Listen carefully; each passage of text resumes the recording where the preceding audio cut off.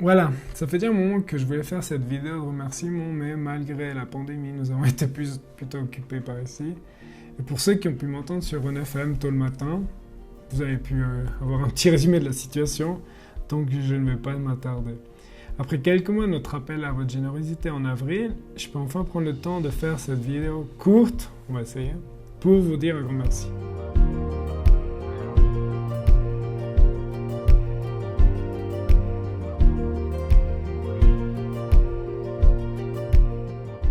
Notre but avec la Fondation EquaSuisse a été d'aider les personnes qui sont en situation extrême de précarité et qui n'avaient pas d'aide de leurs proches ni des autorités, en leur offrant des kits alimentaires.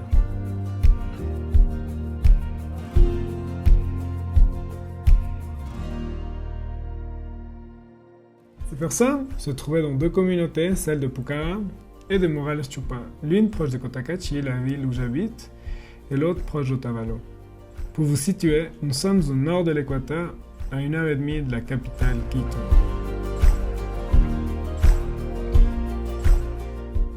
Le projet était d'aider deux amis qui, chacun de leur côté, avaient commencé à chercher des fonds afin d'aider les plus démunis de leur communauté.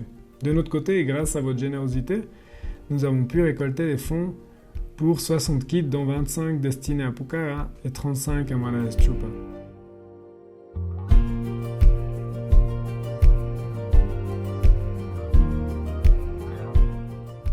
Vous avez été d'une aide précieuse pour le bon déroulement de cette aide spontanée qui paraît petite, mais qui a de grande importance pour beaucoup de personnes qui vivent au jour le jour ici en Équateur.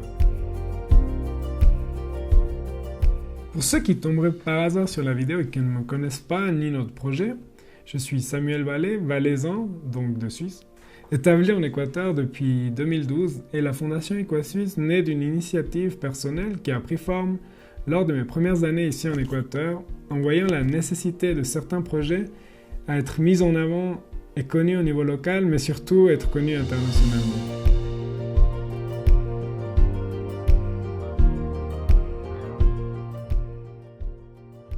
Ces projets sont super variés. Ils vont depuis le social, l'éducation à la protection de l'environnement et des animaux en danger, jusqu'au tourisme. Ce qui m'a amené à créer Travetusos, une agence de tourisme qui inclut des projets de tourisme communautaire ainsi qu'une immersion culturelle et surtout une expérience unique pour nos visiteurs, qui pour le moment est un peu en stand-by dû au Covid, mais si vous ne connaissez pas l'Équateur, je vous recommande vivement de venir nous visiter un de ces quatre.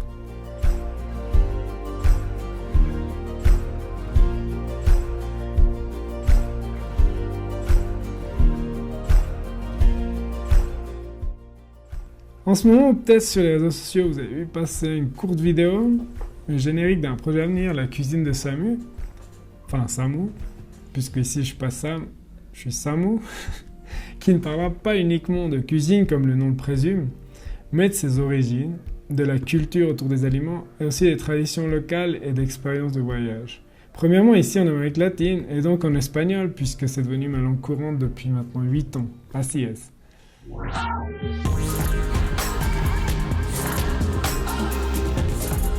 Mais j'essaierai de mettre des sous-titres en français, peut-être en anglais, pour ceux qui s'intéresseraient à des sujets qui ne sont malheureusement plus beaucoup traités dans les médias, ici surtout, et que j'ai envie de mettre en avant pour les jeunes locaux, puisque la culture locale et traditionnelle n'est plus un sujet à la mode, et j'adorerais que les jeunes s'intéressent de nouveau à leurs racines.